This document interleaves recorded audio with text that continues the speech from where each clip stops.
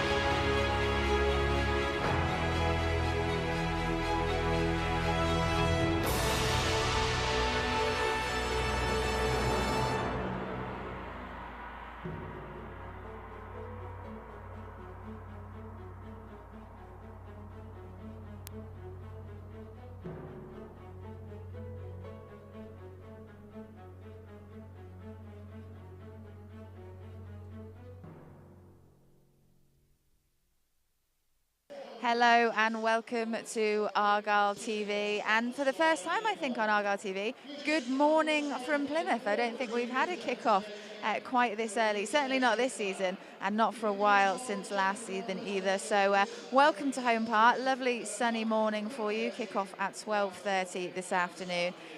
Strange to be here that early, but what isn't strange is of course Argyle back again for another table-topping match. And if they beat Ipswich Town today, then they will head straight to the top of Sky Bet League One, which is something I think we all want to see this afternoon.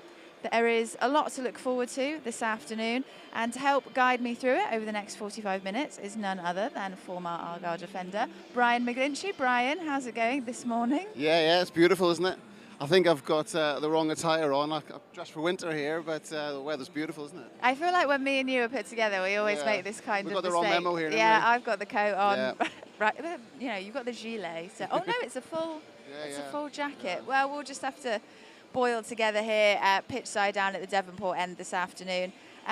Brian, slightly different game today. Obviously, it's not taking place on a Saturday afternoon like usual. We're here for an early Sunday kickoff. Does that make much of a difference to the players, do you think? I think it does. I think it puts you off your stride. It definitely make a difference for Ipswich. I think this is their longest journey. So for them travelling yesterday and then getting up early, and their maybe pre-matches 3 or 4 hours earlier now than maybe there would be in a normal 3 o'clock fixture. So yeah, it definitely puts you off your stride. And I think that should be Argyle's way of maybe capitalising on that and getting in early, getting a real good fast start, making it difficult for them. So yeah, it does sound silly, but it does put you off your stride. Yeah, well, I mean, it'll be interesting to see how it pans out, and hopefully Argyle's favour with them being the home team this afternoon. In terms of the match itself, it's going to be a pretty exciting one because there's a lot to play for this afternoon. Yeah, well, yes, you know, we can win, we go top of the league. Whilst it's very early in the season to be talking like that, but you know, Argyle have demonstrated that so far this season they're a match for anyone, and they did it last year, to be fair, as well. So this will be a tough game. Obviously, we were unlucky not to get the 3 points last weekend against Portsmouth. So yeah, it's going to be a real tough game. They've got a good squad. A few injuries. They've got one away in international duty. So yeah, they've got a real strong squad. Yeah, and these are the games that Argyle want to be involved in, don't they? You know, playing sides like Ipswich at this point. 100%. 15,000 here today, I guess, and yeah, the atmosphere, you can see it's pitch is beautiful. We were commenting earlier how gorgeous the pitch is, and yeah, it's just probably a little bit tad hot for footballers, to be honest. Probably like a little bit cooler, but yeah, it's perfect conditions to play football. Yeah, lots to look forward to, and as mentioned, Argyle playing an unbeaten side for the second week in a row this afternoon. Last week, of course, was Portsmouth, and they almost got the job done, but let's have a little reminder now of that extraordinary game. Home side have done really well to get out of a tricky situation. Now Ogilvie has it, Pack into the feet of Bishop, and it's a bit of space. It's opened up down the left-hand side. Here's Robertson, the captain, approaching the edge of the penalty area. He has Koroma on the outside of him. Just running slowly towards the middle of that 18-yard box. He's forced to play it back to Pack. That's a nice ball out to the right-hand side. Dale looks up, stabs it in towards Bishop, whose header goes over the top of Cooper's goal. Oh, Mumba's caught on it, trying to dribble out at the back. Bishop has it, Koroma makes a run through the middle. Here is Koroma, back to Scarlett. It's a great save by Michael Cooper. A massive save from the Argyle keeper, who then drops on the rebound. Mumba continues his run. Whittaker looking to use his pace to get away from Ogilvie, and he's done just that. Low ball into the middle. Azaz is there. Can he get a shot away? Oh, he's just crowded out. Edwards with the strike. Azaz taps it in. But the flag is up on the near side. Oh, wow. Morel gets his first touch, and Portsmouth will come again down the left-hand side. Koroma gets away from Edwards. Inside the box. Oh, what a goal! Josh Koroma has absolutely smashed it past Michael Cooper, and Portsmouth take the lead 5 minutes before the break. Azaz on the right-hand side. Can he get a cross in? Cuts onto his left foot, edge of the box. Low ball across. Butcher hits it goalwards. What a save! Lonvik, lots of space on the right. Crosses the halfway line. Mumba is in behind on the right-hand side. It's a magnificent pass to find him. Into the box. Low ball into the middle. Flick goalwards and in! And Argyle have their equaliser. It's an own goal from Sean Raggett. Yeah, Argyle look causing them problems now when they get the ball in the box. They're making really good forward passes, picking balls up in good areas. Whittaker into Ennis, in the penalty area. Ennis, oh, he scored! And they've turned this game around again, Plymouth Argyle.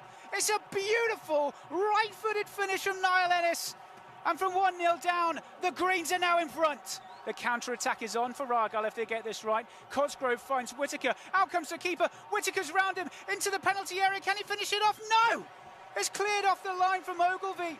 Morrison's gone to the ground inside the 6-yard box. It's all happening in there. It's a yellow card. Oh, he's going to set off. To Brendan Galloway, is it? It's a red card to Brendan Galloway. Well, they've taken it short. It's an opportunity on the right-hand side. In it comes, and it's a goal for Portsmouth. They've snatched it late again. Can you believe it? It's Rico Hackett who runs away. I mean, Charlie Price on the commentary there, certainly having an afternoon to remember. It unfortunately didn't go our way in the end. Kind of heartbreaking, really, Brian, wasn't it? Because Argyle, you know, almost had it up until the very last moment. Yeah, it was. It was a strange game. I don't think Argyle played nowhere near what they can play. I thought Portsmouth probably deserved their lead, to be all honest, and then great changes by the gaffer here and made a real change to the sort of momentum of the game, and we got ourselves in front. And I felt like I lost, to be honest, when that second goal, when they equalised. But I think when you sort of look back on reflection, I don't think Portsmouth deserved to lose, to be honest. I know that's, you know, I've got most of my bias head on. I want Argyle to win every game, but I think if you sit back in reflection, I think a draw was a fair result. But it did feel like a loss when they scored so late. Yeah, I suppose it's always going to be the case, isn't it, when you think, you know, something is going in your favour and then at the very kind of last possible second it gets taken away from you. Do you think that will have much of an impact coming into this game? Like you said, if Argyle maybe weren't playing to the best of their ability, will they be looking at that aspect rather than, you know, the late goal in that respect? Yeah, it's a different game totally. Yeah, in the sense Portsmouth were very aggressive, were on the front foot. They were making it really difficult. It's a difficult place to play football there, to be honest. It's a tight pitch. So this is a far bigger pitch here, and I think, you know, there'll be a lot more football played today, and I think this will suit Argyle. Two good footballing sides, to be honest. So yeah, totally different game. I don't think I'll have any effect on today's performance. Yeah, and Argyle, of course, their home record so far this season, you know, is absolutely tremendous. So I'm sure that's something that they, you know, even if they, and it wasn't a loss, it's important to mention that they haven't, you know, they haven't come back from a loss, but coming back into Home Park with the crowds on a weekend, it is something that is undoubtedly going to bolster the mood. 100%, the home record's been phenomenal here. You know, they've done brilliant. Defensively, they've been really solid. There's only the one performance away to Charlton where they've conceded, you know, obviously the 5 goals there, but they've been really solid as an outfit. And the fact that the managers, you know, has made really good changes in sort of key parts of the games made us unpredictable as well. Yeah. So yeah, nothing to fear today. Yeah, absolutely. And while it was almost a famous victory last weekend, today is arguably a tougher task coming up against Ipswich. But Stephen Schumacher has been sharing his thoughts on Ipswich Town ahead of today. Another tough game. Feels like I'm just repeating myself every week, but yeah, that's what we're faced with at the moment. Another big challenge. Ipswich are, in my opinion, got the strongest squad in the league, probably closely matched by Sheffield Wednesday. So yeah, it's going to be a great game, and hopefully it's one that we enjoy. Yeah, we've had quite a few of these, as you said at the start of this season, and we've more than risen to the challenge in all of them. Do you really look forward to playing the sides that, you know, are going to be where we want to be at the end of the season? Yeah, look, when the fixtures came out in June, whatever it was, I looked at the first 10 games and thought, oh my God, wow, that's going to be hard. But credit to the players. I mean, they've rose to the challenge every single week. They played some big teams, put in some brilliant performances, picked up some good results, and we're deservedly in third in the league at the moment. So we've got the opportunity, I think, if we win on Sunday, to go top. So for us to be doing that after 10 games is a brilliant achievement, and hopefully we can get the win on Sunday. Yeah, and it's going to be a big occasion as well. We've got Sky cameras are in. We've got a tribute to former manager and Dave Smith before the game. It'll be a sellout. You know, it should feel like a great occasion, shouldn't it? Hopefully, yeah. Look, sometimes on the early kick-offs, I remember a couple of times last year when we played it was Sheffield Wednesday early kick-offs. In the cup games, sometimes the atmosphere can take a little bit of time to get going, but I think here everybody knows the occasion. It's a top of the table clash. The Sky cameras are in, so hopefully the atmosphere can get going right from the very start. As you just said there, we paid tribute as well to Dave Smith, who is one of Argyle's best managers. So really looking forward to it, and hopefully the players can put in a performance to get the atmosphere really going. Does anything change from your perspective in terms of the build up to this game, it being a day later than the norm, it being an early kick-off, as you say? Not really. No, we try and keep it as similar as what we normally would. So we'll have a 2-day lead in now. Friday, Saturday, going into Sunday. The players got an extra day off because we got back late from Swindon on Tuesday night, so they've had a bit more time to rest and recover. We've had a bit more time then to watch the footage of Ipswich, which we needed to do because they've got some power and some weapons. So hopefully we'll be prepared as well as we possibly can be on Sunday. Let's talk about Ipswich. You said they've got some weapons, they've got some power. What have you been? What are we looking at? Where are their big threats, do we think? Look, they're good in all departments. I think they're first in the league for terms of possession. They're first in the league for forward passes into the opposition box. You know, the top of the table for points. So look, it's going to be a tough game, but as we've said to the players throughout the season so far, all the squads we come up against have got good players, and if we stand off them and respect them too much, then they will hurt you. So we need to do what we've been good at, try and be aggressive with our press and try and go and win the ball back, and as I say, cause them a few problems when we've got the ball as well. So we're not fearful of Ipswich. Obviously we know the strengths that they've got, but as we've shown, we can be a match for anyone if we're at it. Their manager, Kieran McKenna, and you've had fairly similar sort of starts to your managerial careers. I think you came in the same month, started in your first jobs. What do you make of him as a manager, as a coach? So I've only met him, obviously, when we went to Ipswich the back end of last season. We had a good chat in the dressing room before the game, and after the game had a beer, and seems like a great lad. I've heard he's a real good coach. He goes to the detail, and he's got his team well organised. Look, when he came in, the squad that Ipswich had, I remember him telling me that they had a training group of like 12 players, all training when we played them on that day, and we couldn't get Freddie Asaka out of school, do you remember? Because he had to go to Wales or whatever. We couldn't get him out of school, he had the GCSE, and that was the difference. And look, he had the players at his disposal, and since he's came in, he's got them well organised. They're a completely different outfit to what was there before, and they're rightly so be challenging now this season right from the start at the top of the division. So yeah, well, I respect them, so got on really well with them, and hopefully we can two young managers who are going to go at it and put on a good performance hopefully on Sunday. Just finally, we mentioned before the Portsmouth game, you said that we've got these two games against Portsmouth and Ipswich, and we'd love to end one of their unbeaten runs. We came so close at Fratton Park. It would be nice to do it in front of our own fans here, wouldn't it? It would, yeah. And again, I think that'll be the message to the players. These are at the top of the league and deservedly so, but we can't be fearful of them. Let's just go and give it our best, try and play at the energy as what we're going to need against these top teams, and then show some quality as well. And if we can be the first one to take the scalp off these and beat them, then we're top of the league. So what more motivation do you need?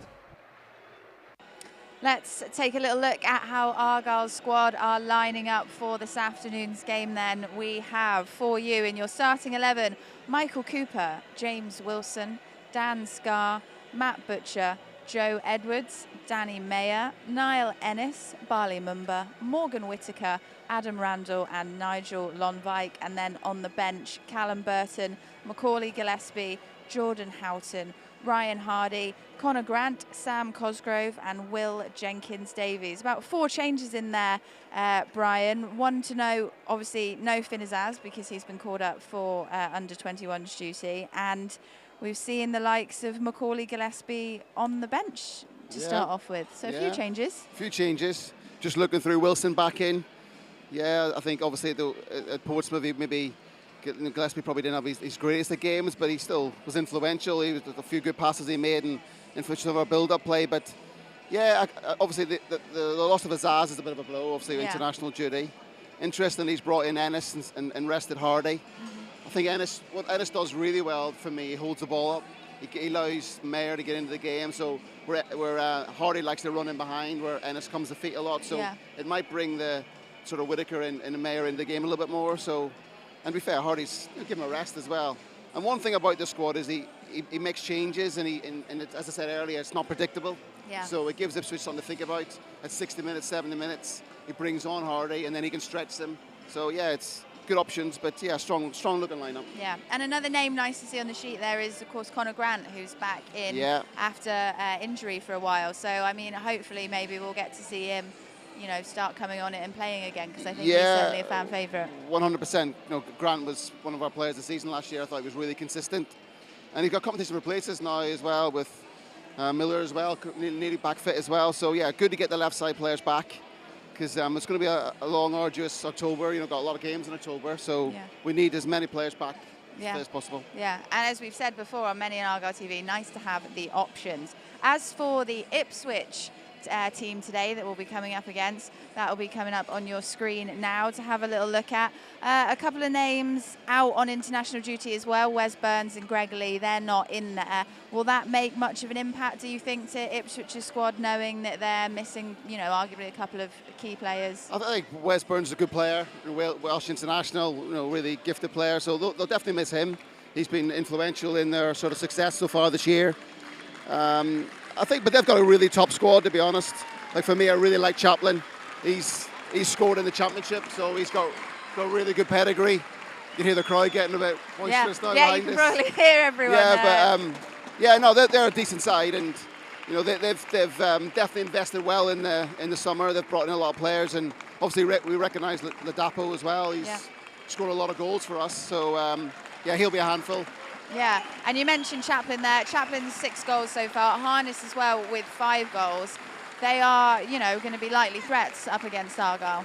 Yeah, for me, like as I said, Chaplin's probably the most gifted one. He's left-footed, scores a lot of goals with his left foot, and he's hard to pick up. He gets in little pockets of space, so he's difficult to play against. But you know, that's what we've got to do. We're playing against good players here, so and we've demonstrated already we can keep clean sheets. So I think we need to keep a clean sheet if we're going to get results today. Yeah, I think, well, you know, that is absolutely what everyone's going to be striving for, isn't it? And we've heard, as we were talking through the Ipswich Town squad there, all the fans coming down, because we've moved over to the Devonport end for this afternoon, coming down, banging on the billboards, cheering the squad as they come out. So, Brian, we can obviously expect a quite high-intensity, great atmosphere game, but personally, what are you expecting? You know, you've mentioned you want to keep that clean sheet if we're hoping to win. You know, are there any other kind of styles of play that Argyle are really going to need to employ to make sure? I think for me, I sort of mentioned it earlier, being an early kick-off, you want to get into the game quickly. So I think Argyle need to make a fast start, get the crowd behind them. You know, it's early, maybe the crowd could be a bit lethargic, you know, that potentially could happen. So it's up to the players to get the crowd going. So, and definitely be aggressive on the front foot. So I see that happening. And for me, as I said, this is a long journey for Ipswich. Early kick-off, let's catch them cold, let's get a head start, and let's see how that affects them. But I expect a good game of football, to be honest. 2 good sides. And the home games so far have all been really good spectacles. Yeah, and they've, of course, started the season off incredibly well. They are top of the table at the moment. Do you think that, I mean, at this early in the season, is that really of much consequence, not wanting to, you know, drop down a position if they were to lose to Argyle today? Do you think that will be something they're thinking about? I don't think they'll be looking at the table this early, if I'm honest. Obviously, being up there is where you want to be, of course, but you know, they're not going to get too disheartened if they get loose today. It won't really affect their season. But they were 2-0 up against Sheffield Wednesday at the weekend. You know, they clawed that back, so they're coming here off a difficult result last weekend. So I say, let's up to Argyle to try and catch them cold and see what we can do. They've got a few injuries as well. You know, international. Well, we've lost Azaz as well, so it probably balances that one out. But yeah, should be quite an even game, to be honest. Okay, well, something certain to look forward to, see how the dynamics are going to play out. And of course, if you've got your opinions on how you think the game might end up for the rest of the afternoon and you would like to let us know, please, by all means, do get in touch with us. If you want to go over to Twitter, that is the best place to send in your messages. So that is @Argyle on Twitter. Just send us a message, or of course you can use the hashtag PAFC as well, and we would be more than happy to hear from you. And now I am joined by none other than Hasni Al-Joffrey. Hasni, how are you doing this afternoon? How are you doing? Yeah, I'm doing really well, thank you. How are you? I'm very good. Excellent swapping between you and Brian there. It was like you transformed into a different person in front of my eyes. You're on commentary duty today. How are you feeling going into the game? What kind of stuff are you expecting in terms of action? Yeah, no, listen, it's a high-level game today. I think obviously Sky being here and all the fans, it's going to be a wonderful occasion for everyone. I think I said a few weeks ago when Argyle played Derby County, these are the games that they want to play in, the big games, and the real test for the players in terms of where they're at, and I'm sure the manager today, certainly both managers actually, they'll be looking at both sets of players actually to see where they compare. So yeah, it's a wonderful occasion. Yeah, I mean the noise in the stadium, I'm sure you can hear over the microphones, is the atmosphere is certainly building throughout the afternoon. You mentioned, Hasni, about the game obviously being broadcast on Sky too. Do you think there's an element of added pressure yourself as a former player, if you know you're going to be on television and you've got, you know, substantial amounts of people watching? Does that play into it, or are you purely focused on what's happening on the pitch? I don't know. I think it can go either way. But I would imagine the players were really excited. Actually, it's a chance to showcase their own talents, so that, you know, to the national public, and you know, everybody can see now. Actually, you know, the players playing at home park today and what they're all about. And I would imagine today will be a wonderful advert for the EFL and League One football, because, like I said, there's two really good sets of footballers today, and I'm sure every one of them will want to prove the mark on the game today. Yeah. And a perfect opportunity to show off home park and the Green Army as well. And in particular, I suppose one of the things that Argyle will be hoping to keep hold of today is, so far they haven't conceded a goal at home this season. So that will be something Mike Cooper, I'm sure, will want to continue streak-wise. Do you think that is going to be a really kind of important aspect of getting ahead over Ipswich Town? Because like Brian said, he thinks if we don't concede, then we are really away with possibly winning this.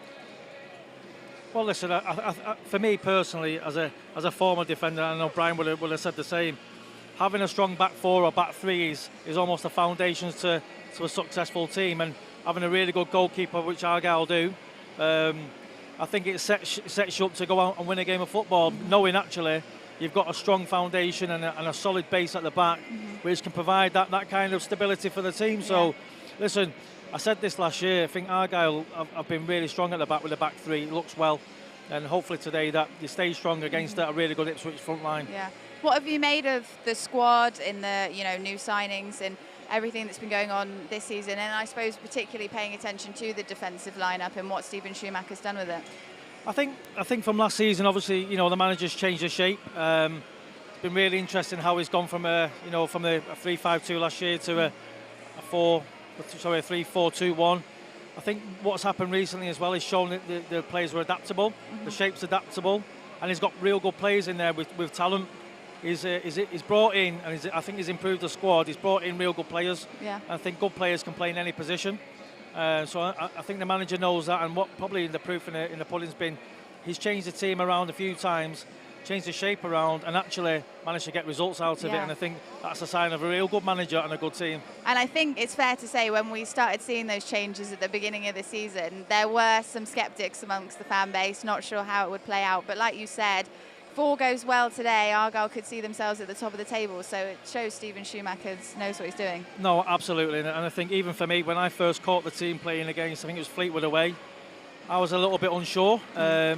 I wondered if the manager will stick to the new shape, and I'm glad he has, because he's proved actually all the work that he's done on the training ground and what he's doing now is paying off, because you can actually see Argyle are being coached in a real good way, and his staff are obviously doing a good job. So, listen, I think the team's evolving. It's getting better. They're understanding each other more, and every time I see Argyle, they're improving. So I think that's what the manager will want to see today as well. Absolutely. Well, thank you so much for joining us on Argyle TV, Hasni. Enjoy your commentary duty in just a moment. We are now just over half an hour away from kick-off, so stay with us on Argyle TV. And up next, we will be hearing from Niall Ennis, so stay tuned for that.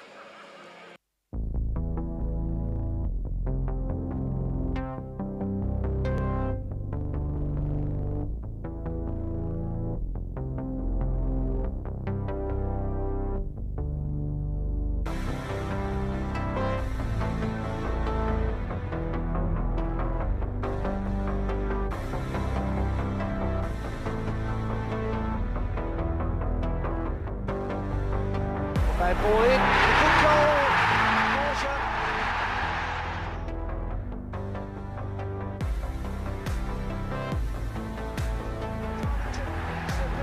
progress into the second division.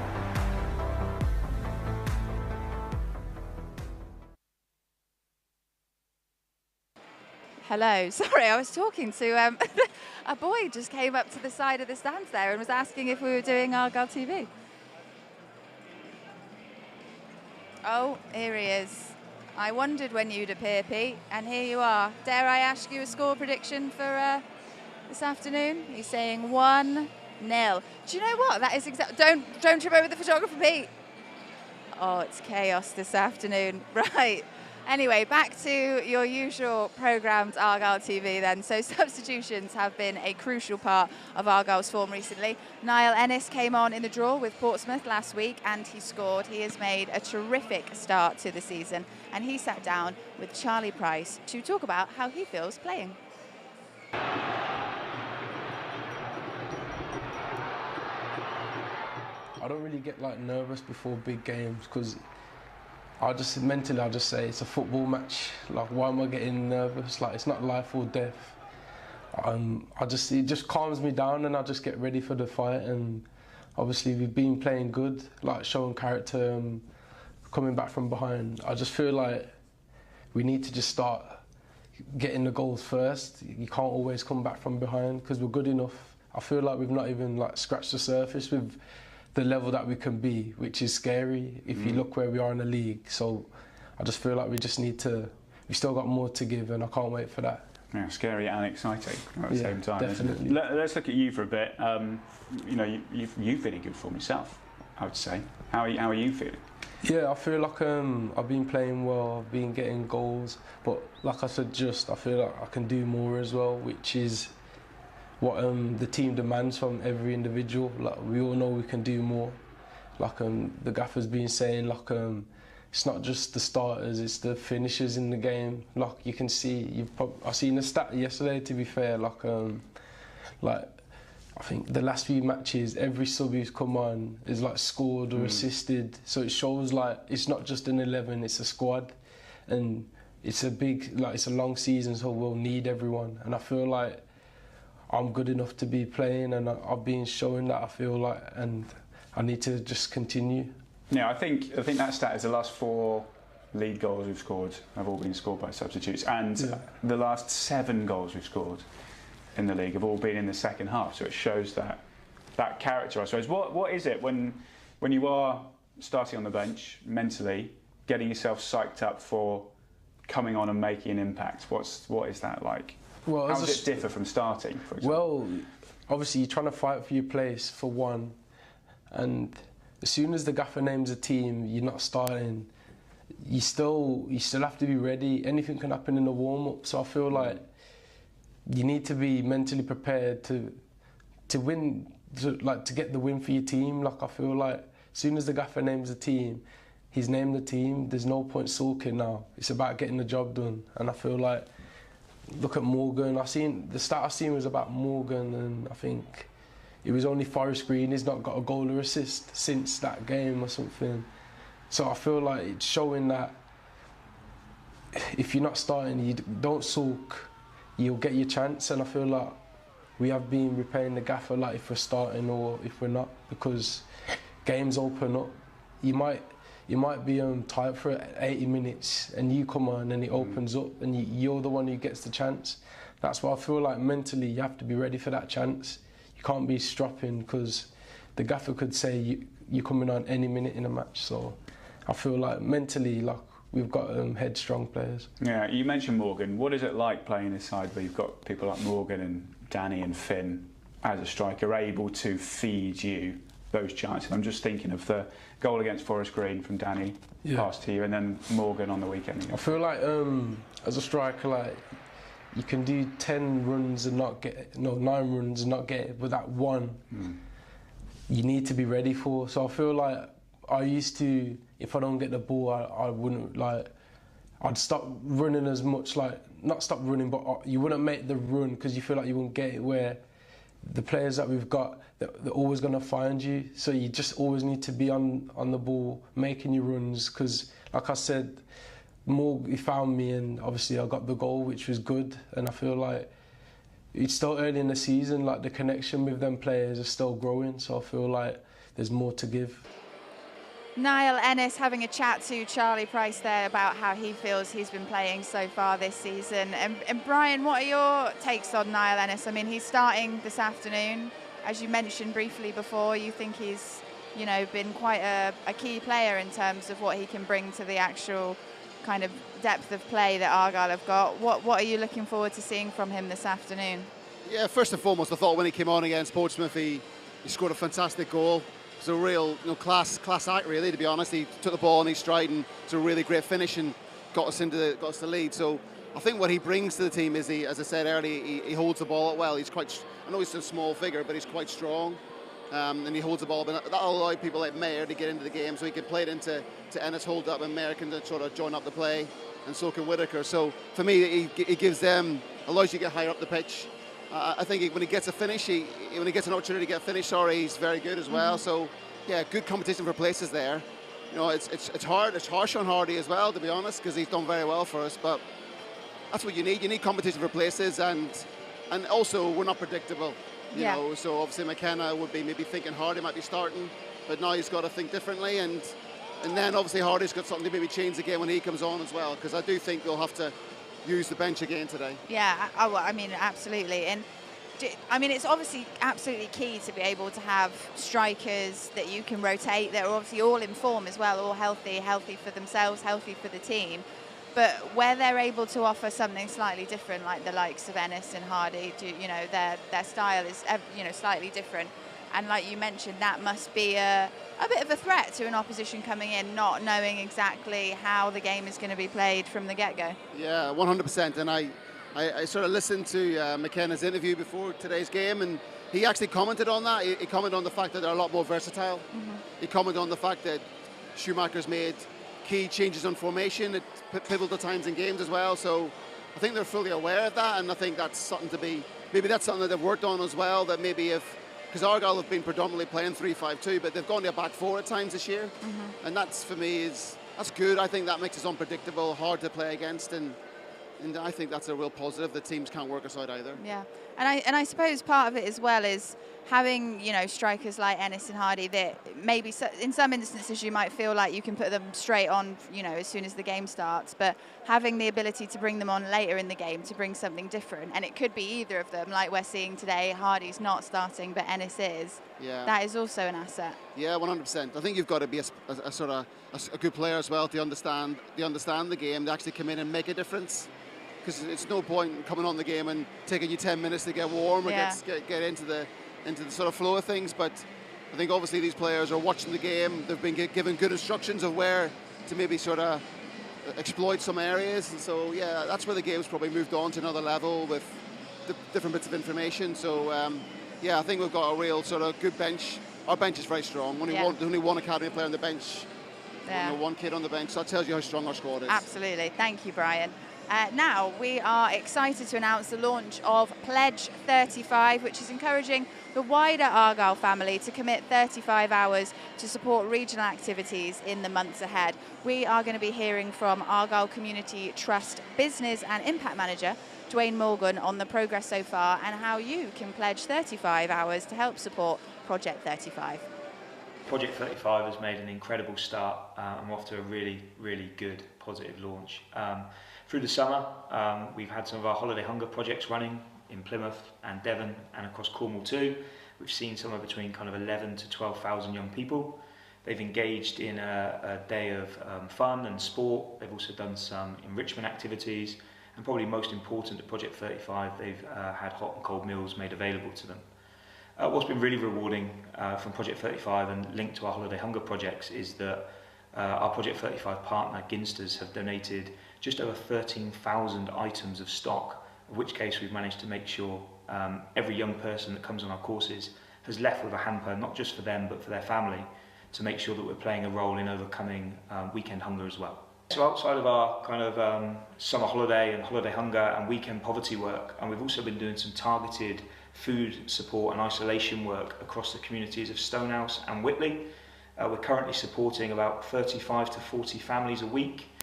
To date, we've supported and passed out just over 200 weekly food hampers to try and ensure that Project 35 is working with those that are the furthest away or most disengaged from mainstream support. And we've got Project 35 staff and some of the Argyle Community Trust staff driving hampers around on a weekly basis. And to date, we've probably fed over 1,000 local people. Ginsters have been a fantastic charitable partner and a serious contributor to Project 35. When we first met and briefed and kind of drew up plans for Project 35, the one thing that both organisations were really passionate about was supporting that weekend hunger movement. And like I said, not only have Ginsters donated, over 13,000 items of stock to help overcome that particular issue, they've supported with drivers, they've procured companies to come and move stock around. We've been supporting people as far down as kind of Penzance, been up in North Devon, we've been into Torbay and South Hams, and of course across the entire south coast of Plymouth and the south coast of Cornwall. So without Ginster's support, with logistics, with staff and resource, and with the stock, we just wouldn't be able to service some of the remote communities that we have. And it's that passion and drive and that contribution from Ginsters that have allowed us through Project 35 to ensure that the people that are often forgotten or underserved have had access to weekend food. We need people. We need the Green Army, we need our fans, we need our partners and supporters, both commercial partners and kind of local community partners too. Ultimately, what we are learning through our Project 35 journey is food insecurity, fuel poverty, deprivation and poverty more broadly is complex. It's complex and it's vast. And in order to have a significant impact on reducing poverty and celebrating opportunities for people to get involved and drive social change, we need people. For anybody that signs up and volunteers to Pledge 35, they may be asked to kind of help us deliver, drive and move some of the stock around different towns, different communities, to make sure we're helping to overcome kind of weekday hunger, weekend hunger. We've got a call to action out to help get some literature and books around local schools where there's high levels of literacy poverty. We need people helping to support with picking and packing. Moving food hampers and stock around the counties is not easy, so we need people in helping us to prepare stuff. We're also after fans and local people helping us drive up donations too, so getting hold of stock, whether that's blankets to overcome fuel poverty or coats, hats and scarves, with the winter months coming, whether it's non-perishable food items, pencil cases, school uniform, literature and books. Any way that they can contribute and collect and donate into us, that would be appreciated too. And I suppose one of the biggest commitments we want to make through Pledge 35 is to try and signpost local people to local organisations that need support also. We've been working very closely with Fair Share South West, we've been working very closely with Transforming Plymouth Together, Action for Children, the Plymouth Children in Poverty Network, and now the world's reopening in a kind of post-pandemic community. They need support too. And we feel that we've got a role to play in linking local organisations that need support with local people that have time and a willingness to contribute. The easiest way is to go onto our website, pafc.co.uk/project35. On there's a sign up link.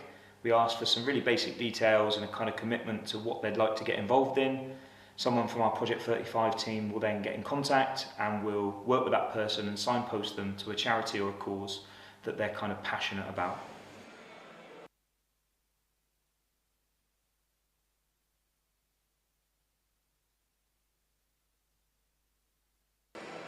Let's have a little look at some of your social media comments now, because we asked you to get in touch earlier. First of all, and what I would say is one of the most important tweets I've seen so far this morning is that Gordon Sparks is back in the building.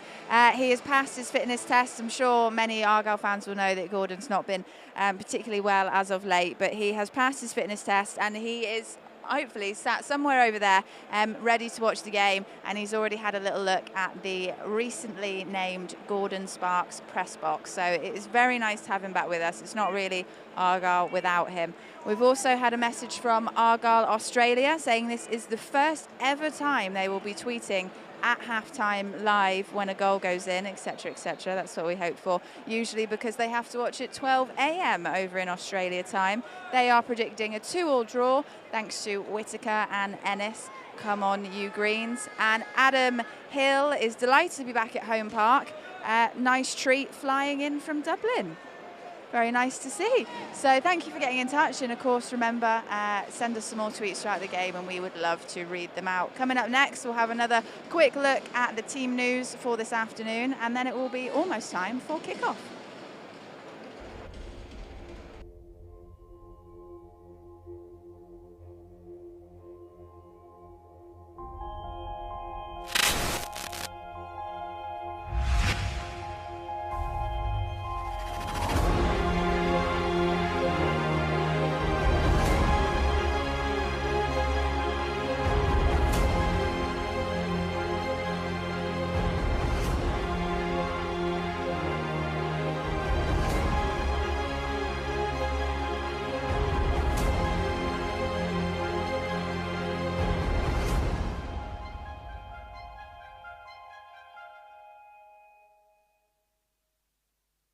Let's have a quick reminder then of your Argyle side playing this afternoon. As mentioned before, we've got 4 changes. We're seeing Conor Grant back on the squad, and Niall Ennis starting, and Macaulay Gillespie on the bench. Just a couple of prominent changes to name a few. Brian, overall, do you think this is a good start to lead us out this afternoon against Ipswich? Yeah, I think so. I think it's a forced change of Azaz. Obviously, we can't sort of deal with that. Just the ball's flying past the head there. But yeah, I think it's a strong side. I think he's obviously gone with Ennis, as we said. He's a really good player, holds the ball, as we've said. So yeah, it's a really strong side, good bench. Yeah, game on really. Game on indeed. And Ipswich Town as well for you, just to have a little reminder of Ipswich, as we mentioned as well. Like Azaz for us, they have a couple of players out on international duty. Brian, do you feel like their side is going to be up to par with ours? Are we going to be in for a bit of a battle this afternoon? I think it's going to be a close game, to be honest. They've got experience all across the pitch. Morsey's very experienced, their captain. We all know about Ladapo. Yeah. And for me, number 10, Chaplin, he's a quality player. He scored the goals in the championship, so they'll be looking to him to try and get them up the pitch, really. So it'll be a tough game. Yeah, absolutely. I feel like me and you, Brian, are now stood in almost a danger zone with the amount of footballs that are flying down towards the Devonport end. But fortunately for us, it is almost time to hand over to the commentary team. So I think we'll get that underway. So now that we're almost ready and the action is just moments away, a reminder for you that the game is available to stream outside of the UK, should you want it, for just £10. To buy the stream, head over to the website for all the details. The commentary this afternoon for Ipswich against Argyle will be done by none other than Charlie Price and our previous guest on Argyle TV, Hasni Al-Joffrey. They will be bringing you all the action from our 12:30 kickoff this Sunday afternoon. Ipswich versus Argyle. It is coming up next.